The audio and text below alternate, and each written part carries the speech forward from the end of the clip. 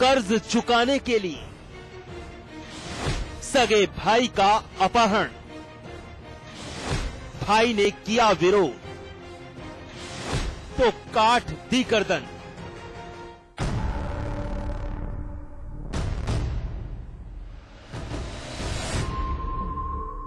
जनपद बहराइच कोतवाली देहात पुलिस के साथ परेड कर रहा ये शख्स देखिए, नाम है विजय कुमार।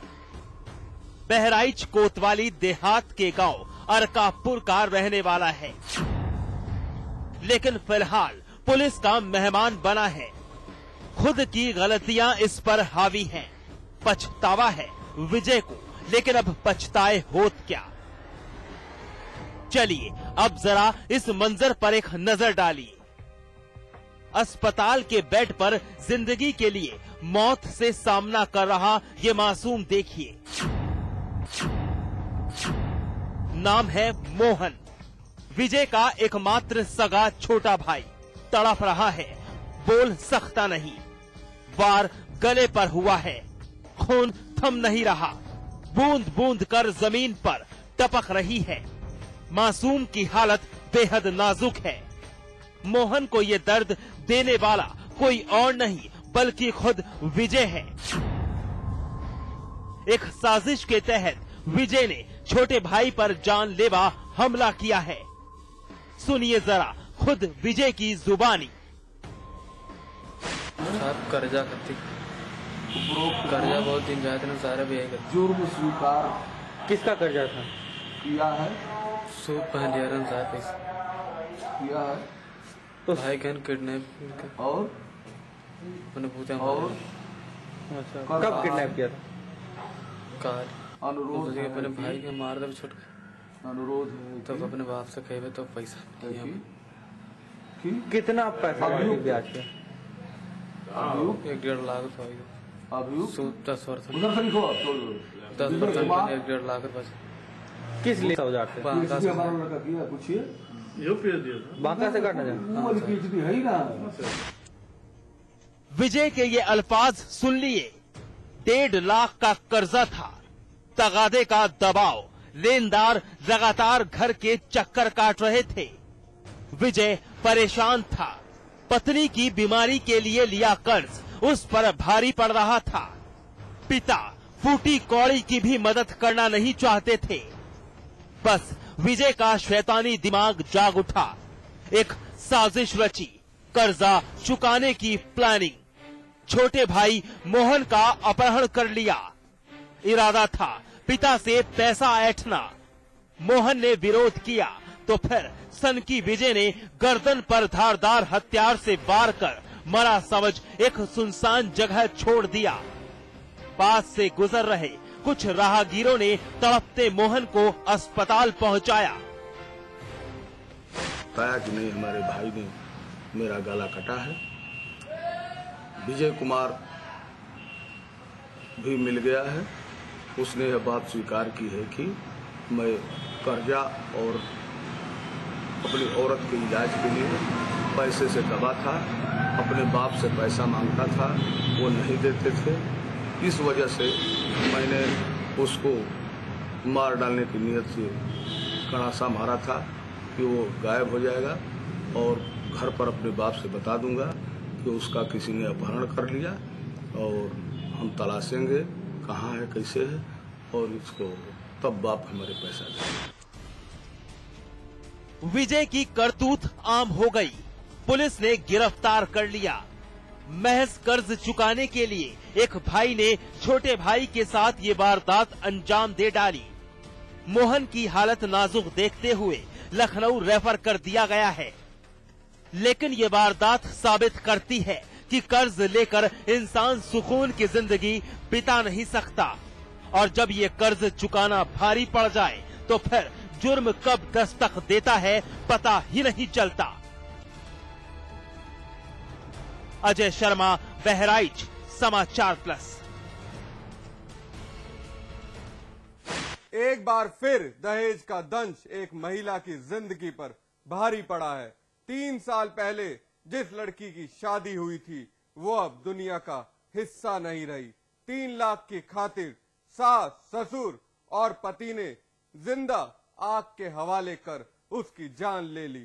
वहीं दूसरी तरफ महिला 24 घंटे अस्पताल में तड़पती रही। परिवार बिलखता रहा, लेकिन पुलिस ने हाजिरी तक नहीं लगाई।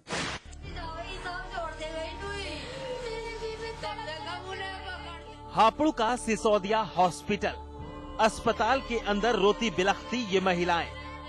जरा गौर से सुनिए, मातम करती ये महिला क्या बोल रही है। सुना कुछ, पैसा चाहिए, 3 लाख रुपया, उन्हें पैसा चाहिए। बस एक ही बात की रट लगा रखी है। आखिर करे भी तो क्या करे, बस की बात नहीं थी। अगर होती तो शायद अस्पताल के बेड पर दम तोड़ चुकी अपनी लाडली को 3 लाख देकर बचा लिया होता। रानी इनकी लाडली बेटी, मौत की वो नींद सो रही है जो अब टूटने वाली नहीं। रानी के पिता, माँ, बहन, भाई सब गमगीन हैं। 3 साल पहले जिस बेटी की डोली विदा की थी, उसकी मौत पर मातम पसरा है। रानी का शौहर लालची निकला, दहेज का लालच। रानी जी, क्या घटना हुई थी? उसको जो है 3 लाख रुपए मांग रहे थे, लड़की ने मना कर दिया। उसके ऊपर मट्टी का तेल छिड़क कर आग लगा दी और आग लगा के यहाँ एडमिट कर दिया 2 बजे रात को। फिर कल दिन में 2 बजे लड़की खत्म हो गई। मुझसे इतना ही कहा कि मुझसे पापा पैसे मांग रहे 3 लाख रुपए, मैंने मना कर दिया। तो मुझे ना सुन लिया क्या कहा रानी के पिता ने। परेशान है, तड़प साफ जाहिर हो रही है। गाजियाबाद के जसवंत सिंह ने 3 साल पहले हापुड़ के धौलाना के गांव बाशतपुर के रहने वाले धर्मेंद्र से लाडली रानी की शादी की थी। हैसियत के मुताबिक हर चीज बेटी को दी थी। सोचा था कि बेटी ससुराल जाकर राज करेगी, पति का प्यार और सास ससुर का आशीर्वाद मिलता रहेगा। लेकिन ये एक बहुत बड़ी भूल थी, जिसका खामियाजा रानी की मौत बनकर उभरा है। पति धर्मेंद्र, सास ससुर दहेज लोभी थे। लालच उन पर सवार था। 3 लाख रुपए की डिमांड की जा रही थी। रानी ने विरोध किया तो फिर जिंदा आग के हवाले कर दिया। 16 की रात्रि में लगभग 2 बजे के करीब में 2-3 लोग यहाँ पर आए। उनमें एक संजय और एक इसे लड़की का पति धर्मेंद्र दोनों थे। और उन्होंने आकर के हमारा गेट खुलाया, लड़की को लेकर आए। उन्होंने क्या हालत थी लड़की की? लड़की की हालत अच्छी नहीं थी। हमने उनसे कहा इसका इलाज यहाँ लायक नहीं है। पति धर्मेंद्र और सास ससुर रानी को तड़पता हुए अस्पताल में भर्ती कर फरार हो गए। वहीं इलाज के दौरान रानी ने दम तोड़ दिया। रानी के साथ मारपीट की जाती थी। पैसा उनकी ख्वाहिश थी। घर की बहू रानी घुट घुट जी रही थी, तिल तिल रोज मर रही थी। और आखिरकार दहेज के दानवों ने रानी का किस्सा खत्म कर दिया। हैरानी की बात है कि दहेज के लिए एक महिला की जिंदगी छीन ली गई। पुलिस ने हाजिरी तक नहीं लगाई। जिला प्रशासन का एक अधिकारी महज खाना पूर्ति करने पहुंच गया। प्रकरण है धौलाना थाना क्षेत्र के बासतपुर गांव के धर्मेंद्र की पत्नी है। वो जली हुई हालत में यहाँ पर लाए गए और डॉक्टर साहब ने यहाँ सहानुभूति पूर्वक उनका उपचार शुरू किया और इनको ये बताया कि आप सूचना भी दे दीजिए। लेकिन ये यहाँ पर मरीज को एक बहू की जिंदगी 3 लाख के लिए खत्म कर दी गई। 24 घंटे अस्पताल के अंदर तड़पती रही वो। पुलिस पूछने तक नहीं आई। आरोपी पति, सास ससुर फरार हैं। लेकिन ये वारदात साबित करती है कि आज भी दहेज का दंश महिलाएं झेलने के लिए मजबूर हैं। और आज भी लालची मानसिकता लिए कुछ परिवार ये वारदात अंजाम देने में लगे हैं। मोहम्मद शाहिद, हापुड़, समाचार प्लस। इंसानियत की साख पर सवालिया निशान लगातार लग रहे हैं। मानवीय संवेदनाएं दम तोड़ती जा रही हैं। पड़ोसी, अजनबी, कोई ना कोई इंसानियत शर्मसार कर रहा है। रेप की कोशिश का ताजा मामला मेरठ का है, जहां नाकाम रहने पर उन दरिंदों ने लड़की को जहर देकर मारने की कोशिश कर डाली। मेरठ का साई हॉस्पिटल और ट्रॉमा सेंटर, यहां का इंटेंसिव केयर यूनिट यानी आईसीयू। आईसीयू के अंदर एडमिट ये लड़की तड़प रही है। देखिए किस तरह बेचैन है। वेंटिलेटर के जरिए सांस जिस्म के अंदर पहुंचाई जा रही है। वेंटिलेटर की कम ज्यादा होती ये संख्या इसकी नाजुक हालत बयां कर रही है। सारा दारोमदार डॉक्टर्स पर टिका है। अस्पताल के डॉक्टर भी जी जान से लगे हैं और इस नाबालिग को बचाने की कोशिश में जुटे हैं। बाहर बैठी इस लड़की की मां बेचैन है, रो रही है, आंखें पथरा चुकी हैं। लाडली की चिंता सता रही है कि आखिर क्या होगा इसकी प्यारी सी बच्ची का।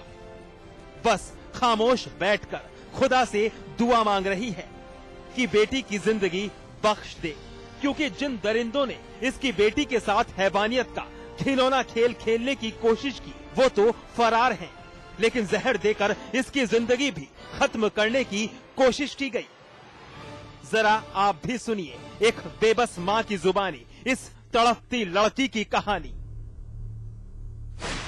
भैया लड़की को बुलाया घर में उनके सबके साथ बदतमीजी करी। लड़की ने मने करी तो मतलब इन्होंने दवाई खिलाई दी। किसने खिलाई दवाई? अमित ने। अमित दीमक की दवाई रखी थी वो पिलाई। अब आपकी बेटी की कैसी हालत है? बस बोलते होती तो ना आए, वैसे आंखें फांके आंखें खोल रही, बोल तो ना रही। कितने लोग थे खिलाने वाले? 3-4 जने थे। सुना कुछ क्या कहा इस बेबस और परेशान मां ने। पड़ोस के रहने वाले एक जीजा स्वाले ने घर पर अकेले पाकर इस लड़की की इज्जत लूटनी चाही। लड़की ने विरोध किया तो फिर अपनी नापाक करतूत में नाकाम रहने पर लड़की को जहर दिया और वहां से फरार हो गए। यह हमारे यहाँ पे लड़की आई थी जहर खाने के बाद में, जो बताया गया, जो बंदे यहाँ लेके आया था, जो जिसने एडमिट किया वो बताया कि इसने कुछ जहरीली दवाई खाई है। ठीक है, उसी के लिए हमने इलाज शुरू कर दिया है।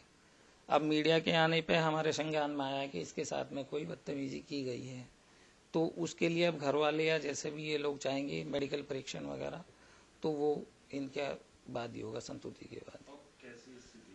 अभी स्थिति गंभीर बनी हुई है, नियर अबाउट 16-17 साल। वारदात मेरठ के थाना प्रतापपुर के शताब्दी नगर इलाके की है। रेप की कोशिश, नाकाम रहने पर लड़की को दिया जहर, वारदात अंजाम देकर आरोपी फरार। तड़पती लड़की को देख पड़ोसियों ने करी मदद, अस्पताल में करवाया भर्ती। लड़की तड़प रही थी, आरोपियों को भागता देख पड़ोसी घर में दाखिल हुए तो फिर उनके पैरों तले जमीन खिसक गई। पुलिस को इत्तला की गई। मौका वारदात पर पुलिस पहुंची और फिर आरोपियों की तलाश तेज कर दी। इसमें आरोप है कि इस लड़की के पड़ोसी 3 व्यक्ति हैं। उसकी एक अमित नाम का व्यक्ति है, उसकी वाइफ और उसके मदर। इन लोगों ने इसकी लड़की को गलत संबंधों के शक में जहर खिला दिया और इस नाते ये इसको जान से मारने का उन्होंने कृत्य किया है। इसीलिए इस तहरीर के आधार पर इनके द्वारा दी गई तहरीर पर 307, 328 का मुकदमा दर्ज कर लिया गया है। हाँ, प्रयास किया जा रहा है। लड़की जिंदगी और मौत के बीच झूल रही है। पीड़ित की मां बेटी के लिए बस दुआ मांग रही है, चाहती है कि उसकी बेटी की जान बच जाए।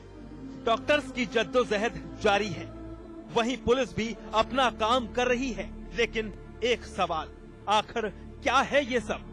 कब सुधरेगी हमारी कानून व्यवस्था? आखिर कब बहू बेटियां खुद को महफूज महसूस करेंगी? अब्दुल कादिर, मेरठ, समाचार प्लस। बहरहाल एनकाउंटर में वक्त है ब्रेक का। ब्रेक के बाद दिखाएंगे जौनपुर में खूनी रंजिश।